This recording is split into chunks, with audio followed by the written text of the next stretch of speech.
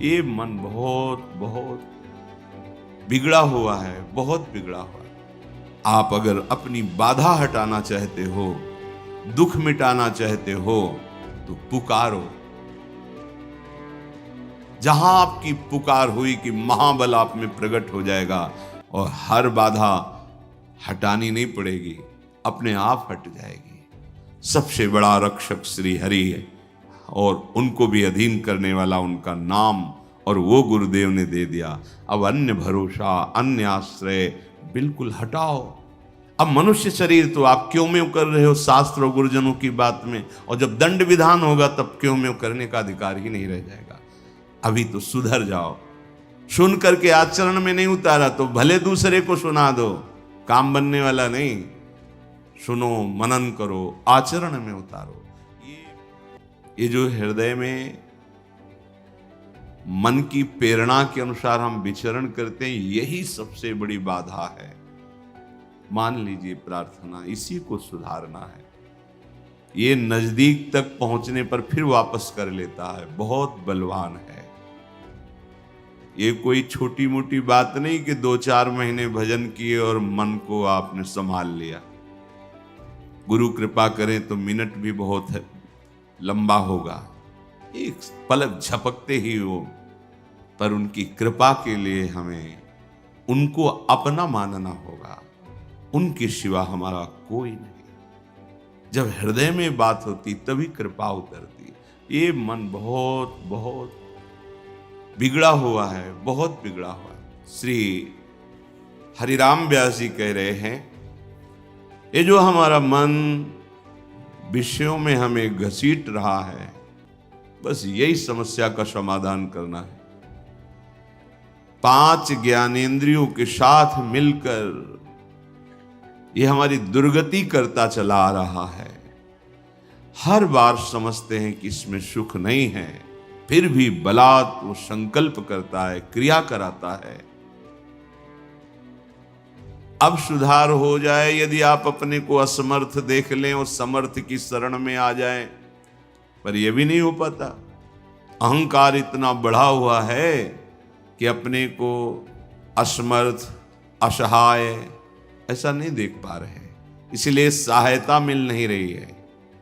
सच्ची मानिए, महाबल तुम्हारा इंतजार कर रहा है कि तुम उसकी तरफ देखो और पुकारो, तो हर मार्ग की बाधा हट जाएगी। एक पिता अपने बच्चे को किसी लक्ष्य पे भेज रहा है, विद्यालय आदि। मार्ग में चला तो बड़ा पत्थर पड़ा था। उसने उठाने की कोशिश की, नहीं उठी। फिर पूरी ताकत लगाई, नहीं उठा पाया तो हार कर खड़ा हो गया। तो पिता ने कहा कि तुम्हारी पूरी ताकत तो मैं हूं, अभी तुम निराश मत हो, और जा करके उसको हटा दिया। ऐसे ही हमारे अंशी श्री हरि हैं, हम उनके अंश हैं। हमें जितनी सामर्थ्य है, हम प्रतिकूलस्य वर्जनम सिद्धांत को अपने हृदय में उतारें।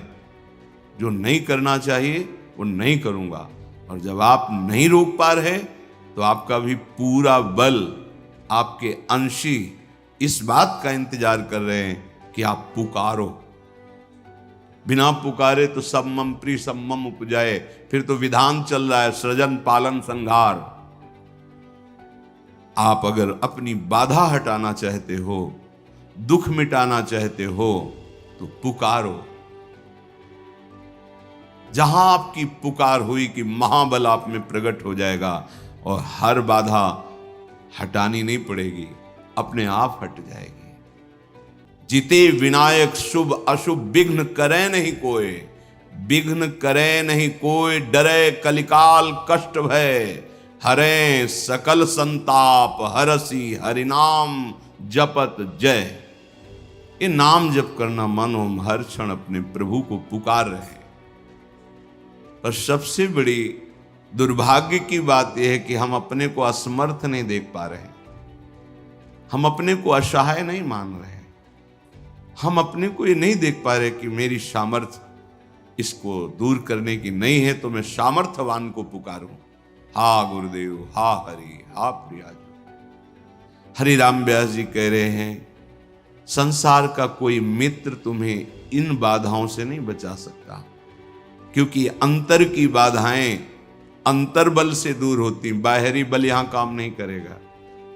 कोई बहुत बलवान आपके साथ हो तो क्या आपको काम से बचा लेंगे? राग द्वेष के चिंतन से रोक देंगे? क्या आपकी मनोवृत्ति को दुर्वासना से हटा देंगे? कोई बाहरी बल यहां काम नहीं करता। यहां काम करता है गुरु वचन, शास्त्र वचन, गुरु कृपा, शास्त्र कृपा। कोई भी मित्र संग का इसमें साथ नहीं देता। कोई भी स्वजन संबंधी कोई भी हो, वो साथ नहीं देते। आंतरिक सुधार के लिए, आंतरिक पतन के लिए सब सहयोग भले कर सकते हैं, पर सुधार के लिए तो एकमात्र गुरु वाक्य है। मोक्ष मूलम गुरु कृपा, गुरु कृपा ही केवलम। उनके वचन ही आंतरिक सुधार करते हैं।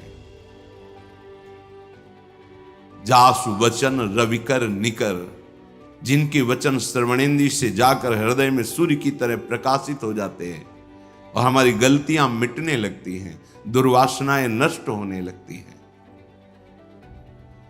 भाई बंधु परिवार बाहरी सहयोग, लेकिन हृदय की अशांति, दुख, जन्म मरण, क्लेश, ये हरि का बल ही मिटा सकता है, दूसरा नहीं। ये मन वासना में निरंतर भटकता रहता है तो शांति कैसे मिले? जब अशांत मन है तो सुख कहां है? अशांतस्य कुतः सुखम।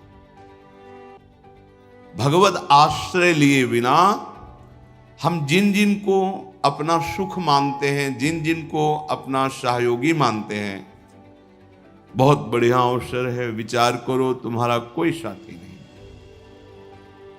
सच्ची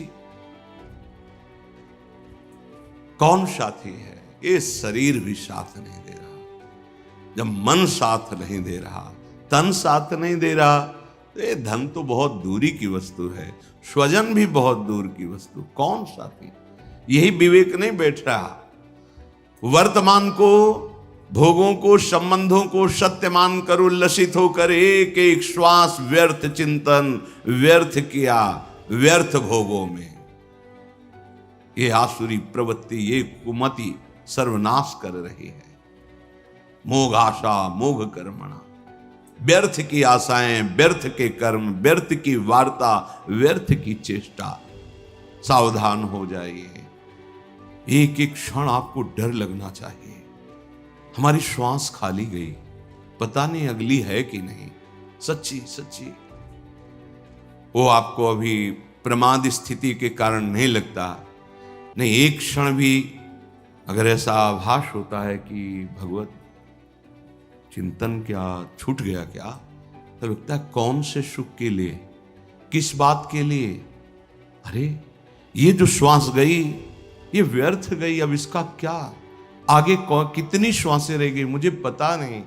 और अगर ये ढिलाई बनी रही तो पता नहीं खाली श्वास में ही हमारा शरीर पूरा हो। जो हम ये ढिलाई किए हुए हमारी श्वासें बीच बीच में खाली जा रही, तो खाली श्वास में हमारी नहीं, सावधान। श्वासा श्वासा नाम जपे तो दुविधा रहे न कोई। भगवत साक्षात्कार में कोई दुविधा नहीं यदि हर श्वास में नाम चल रहा है। ये जो हमारी वृत्ति है, मन है, ये इसमें फंसाता है। शरीर छूटने पर क्या होगा? कौन साथ जाएगा? ये माया सब विस्मृति के गर्त में डालती जाती है। बड़े बड़े चक्रवर्ती सम्राट कहां है उनका वैभव, उनका शासन, उनका वो प्रभाव? सब विस्मृति के गर्त में। सावधान। हरिराम व्यास जी कह रहे हैं, ये माया मोह बंध्यो जग बूढ़त काल नदी की धार। माया मोह में डूबा हुआ इस काल नदी के प्रवाह में जो भी आता है, डूबने वाले का संग करना बड़ा खतरनाक है। अगर सच्चे बचाने की तरीके नहीं जानते हो तो मत किसी को बचाने के लिए कूदना, नहीं तो सबसे पहले तुम्हें मारेगा, फिर वो तो मरेगा ही। देख लो, अगर आप चतुर नहीं हो, बचाने के तरीके आपको नहीं मालूम, बचाने का तरीका, आप उसके समीप तक एक सहारा दीजिए और स्वयं अपने को बचाते हुए उसको घसीटिए। और अगर आप नजदीक पहुंच गए तो सबसे पहला काम वो करेगा, आपको दबा करके श्वास लेने की चेष्टा करना। मतलब आपको पहले डूबना होगा, बाद में वो डूबेगा। ऐसे ही अहमता ममता भोगों में डूबा हुआ व्यक्ति बचाना है, पर नाम रूप लीला धाम को उसे पकड़ा। आप बचो। संगम त्यजेत मिथुन व्रति नाम मुमुक्षु सर्वात्मना न विसजेत बहिरिंद्रियाणि। धोखा हो जाता है। हम प्यार में प्रीता में कूद पड़ते हैं बचाने के लिए, और वो हम ही को डुबोने लगता है। नाम रूप लीला सिद्धांत पकड़ाइए और दूर रहिए और उसको खींचिए प्रभु की तरफ। अगर आप नजदीक चले गए और ये बचाने की जो तरीके हैं इनको नहीं दिया, युक्ति नहीं दी, तो आप डूब जाओगे। ये माया मोह में बंधे हुए जीव काल नदी में डूब रहे हैं। हमारा आपका सबका मिलन ऐसा है जैसे नदी पार करने के लिए नाव में सब बैठे हैं, बाहर हुए उस पार सब अपने अपने गंतव्य स्थान को चले गए। ऐसा हमारा मिलन है। इस संसार में ये जो हम सब मिले हुए हैं कि हमारा परिवार, ये हमारा अमुक अमुक अमुक, बस समय है, समय पूरा हुआ, कोई किसी का नहीं। तुम्हारा बहुत प्यार से पाला हुआ परिवार, मेहनत से कमाया हुआ धन, पूरा जीवन लगाकर जो जो वैभव पद, वो सब यही छूट जाएगा। एक बात केवल आपके साथ जाएगी, भगवत चिंतन नाम, और वो आपने किया नहीं, फिर हाथ क्या लगा, व्यर्थ ही तो गया ना जीवन। शुद्ध संपत्ति दारासों ऐसे बिछुरत लगे न बार। एक मृत्यु एक ऐसी है जो आपको वैराग्य दिलाने में बहुत बड़ा सहयोग करेगी। हम तो बड़ी कृपा मानते हैं असाध्य रोग को, बड़ी कृपा मानते हैं प्रतिकूलता को, बड़ी कृपा मानते हैं अव्यवस्था को। जो अव्यवस्था, जो प्रतिकूलता, जो रोग दुख हमें भगवान में तन्मय कर दे, प्रणाम है, वंदनीय है। उस अव्यवस्था को, दुख को, उस रोग को, जो जन्म जन्म की भटकन मिटा करके प्रभु का आश्रय दिला दिया। नाथ, अब तो आपके सिवा कोई नहीं है। नहीं तो भ्रम से हमें लगने लगता है ये हमारे हैं। सबसे बड़ा रक्षक श्री हरि है, और उनको भी अधीन करने वाला उनका नाम, और वो गुरुदेव ने दे दिया। अब अन्य भरोसा, अन्य आश्रय बिल्कुल हटाओ, कहीं भागने की जरूरत नहीं। परम महामहिम प्रभु का नाम जिह्वा में, हृदय उनके आश्रित, महामंगल। कह रहे हैं कि जैसे आपको स्वप्न में एक खजाना मिल गया, और आप बहुत खुशी हैं कि आप विश्व के सबसे बड़े धनी हो गए, पर जब आप जगे तो कौड़ी हाथ नहीं लगी। ठीक ऐसे इस मृत्यु लोक के आप बहुत वैभवशाली, लेकिन जब शरीर छूटा तो कुछ हाथ नहीं। ये सच्ची बात सबको पता है, पर कोई इसको स्वीकार नहीं करना चाहता कि सब छूट जाएगा, एक झटके में छूट जाएगा। कब छूट जाएगा कुछ पता नहीं है। और मोह ममता इतनी है, न धर्म कर सके, न भजन कर सके, न दूसरों को सुख पहुंचा सके। बस जो स्वार्थ बुद्धि से किया वो सब यहीं रह गया। जैसे स्वप्ने रंक पाए निधि आड़े धरि भंडार। ऐसे ये छिन भंगुर देही, चाहे जितना आप सजा लो, ये छूटेगी, ये शरीर छूटे। जरा सोचो एकांत में, तैयारी कर लो।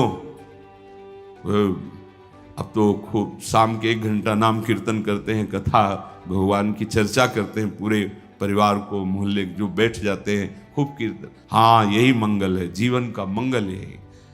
अगर तुम्हारा कोई मित्र है, तुम्हारे कोई स्वजन है, तो हमारे प्रेम का आदर करो और बैठो, आधा घंटे राधा नाम कीर्तन करो। घर में सारे अमंगलों का नाश हो जाएगा। भागे घूम रहे, दुख मिटाओ, सुख बढ़ाओ, बस यही वृत्ति। और जिससे दुख मिटता है उस साधन का परिचय नहीं है।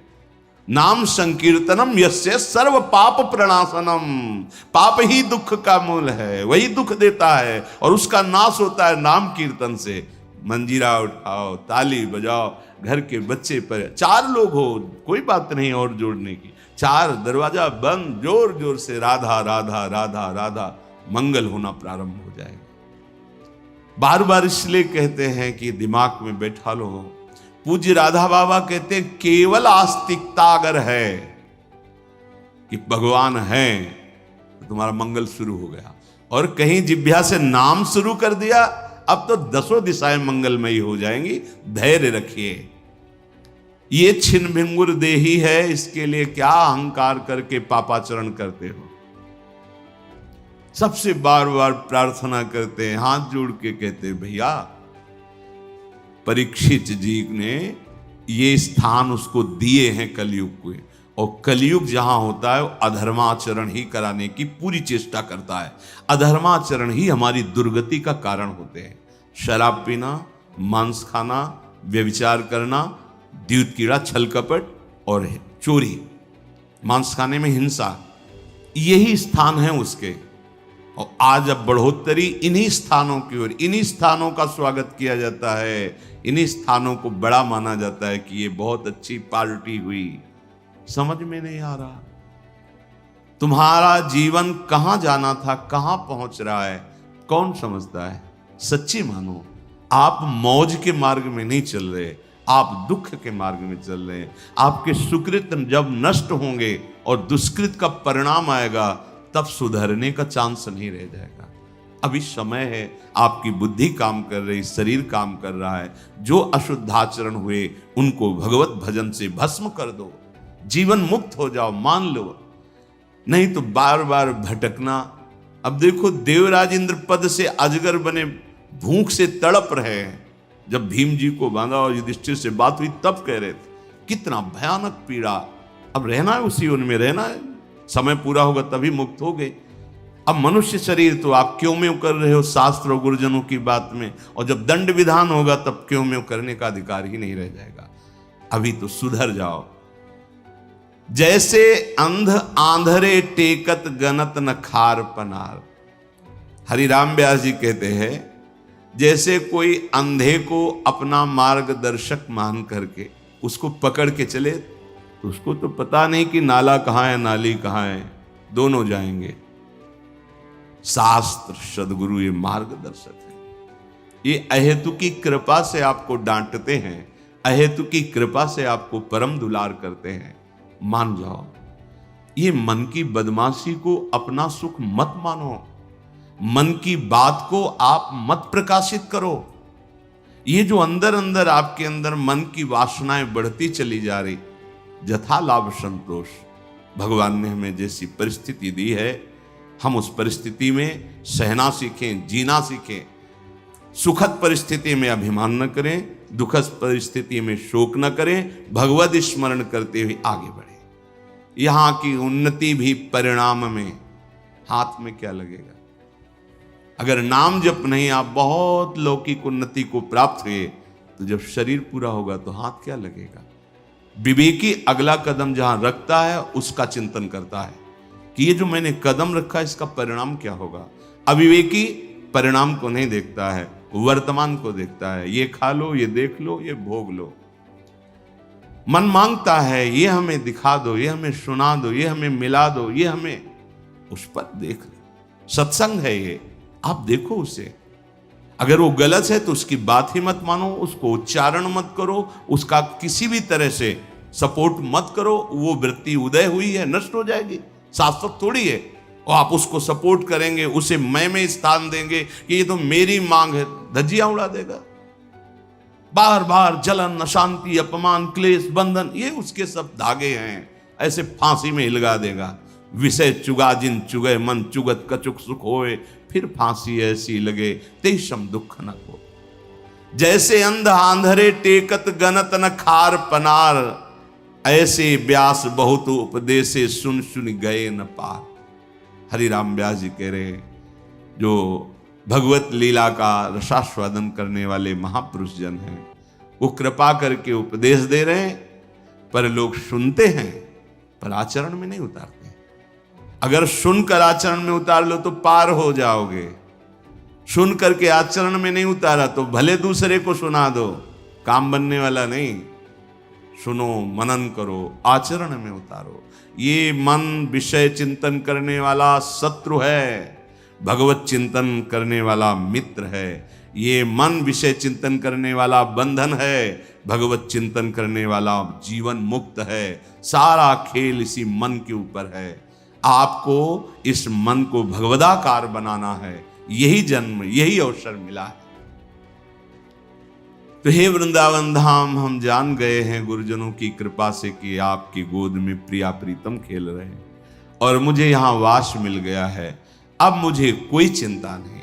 श्रीपाद कह रहे हैं कि अब चाहे त्रुकचेन विदीर्यताम वपु विलयो वासत्वापि ज्ञाति धर्मयो हो न मनागपि हातुमस्तु धीर्मम वृंदा विपिनम सुदुर्लभम।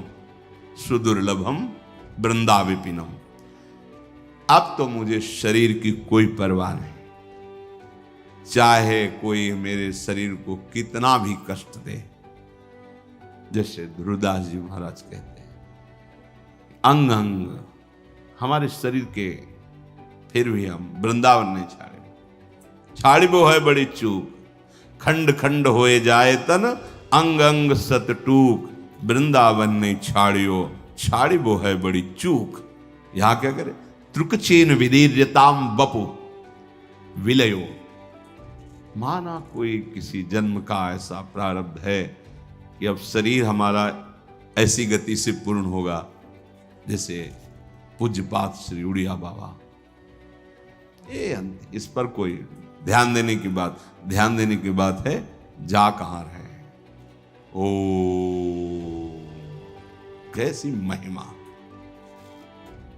चल रहा है ऊपर, उसकी कोई परवाह नहीं। भगवान का प्रणव नाम उच्चारण करते हुए लीन हो गए भगवान। श्री जी का नाम, ये भक्ति का फल शरीर निरोग होना नहीं है।